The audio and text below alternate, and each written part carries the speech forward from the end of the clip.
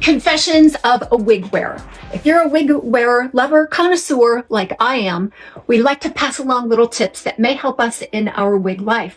Now, many of you out there will shave what natural hair you have in order to accommodate wigs more comfortably. Some of you have lost your hair. It might be coming back a little sparse, so you keep it really short. So this little gadget right here is a palm brush. It's made of plastic. It's extremely inexpensive, affordable, and has become one of the greatest things that I'm using to protect and maintain and care for my scalp and my natural hair. Most of you out there know that I trim my own hair, right? I just take some clippers and go up the sides and the back, kind of scissor the top and square it off and trim it up.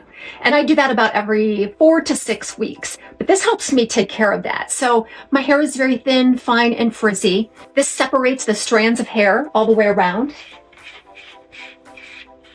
And it just helps me with my grooming. I don't typically wear a wig when I'm around the house, unless I'm expecting company. So this really helps me stay presentable throughout the day. And there's another reason that I like this little devil so much, and that is because it helps me maintain the health of my scalp.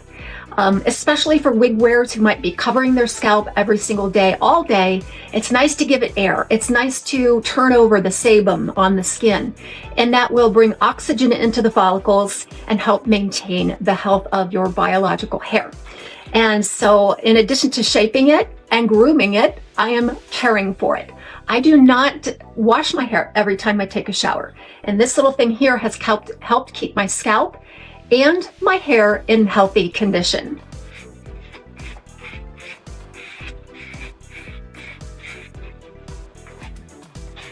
So this is a confession of a wig wearer.